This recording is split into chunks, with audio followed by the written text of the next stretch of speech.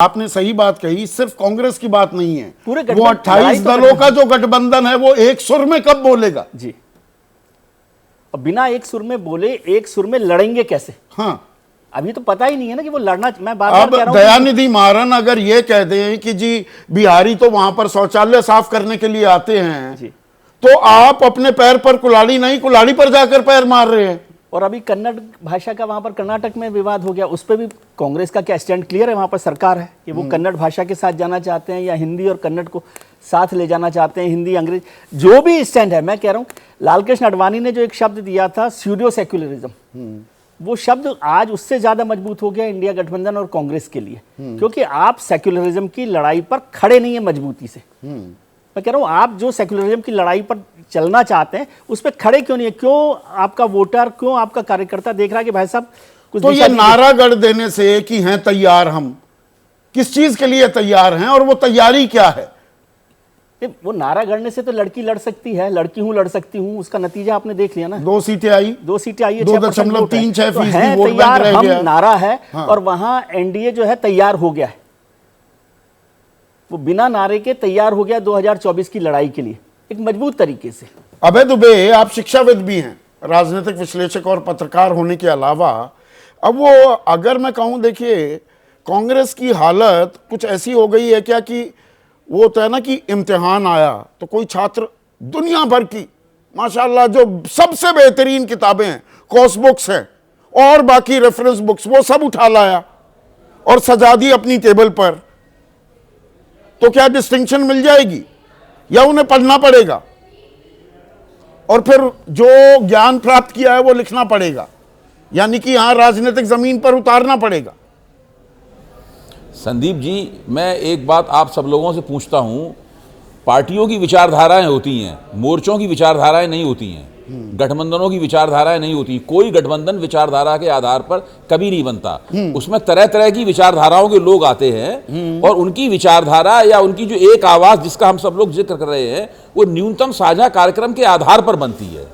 वो उन गठबंधनों का घोषणा पत्र होता है। गठबंधन एक कारगर किस्म का जमावड़ा होता है और जो न्यूनतम और अल्पकालीन लक्ष्यों के लिए उसको बनाया जाता है।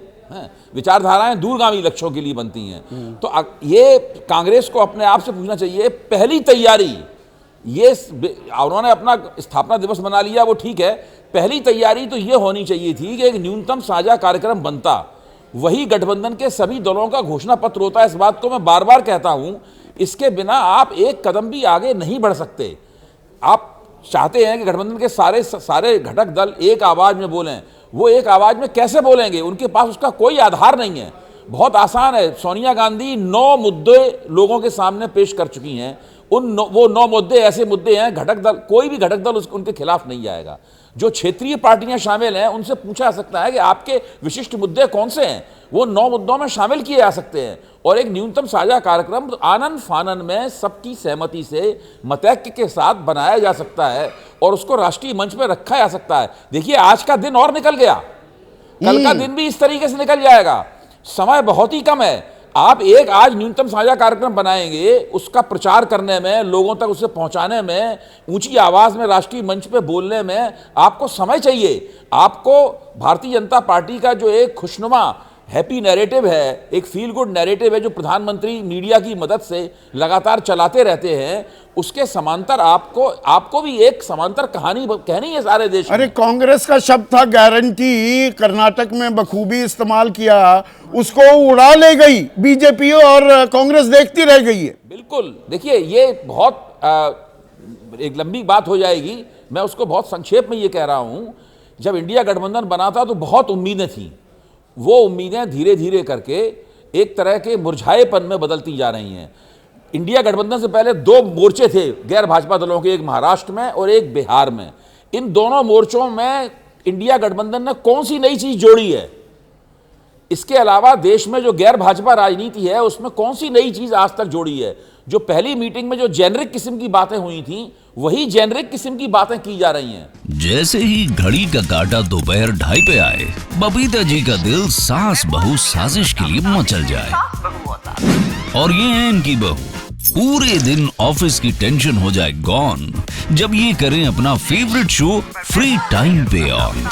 इनकी तरह आप भी देखें अपना फेवरेट शो अपने टाइम पर और डाउनलोड कीजिए एबीपी लाइव ऐप अपने स्मार्ट टीवी पर।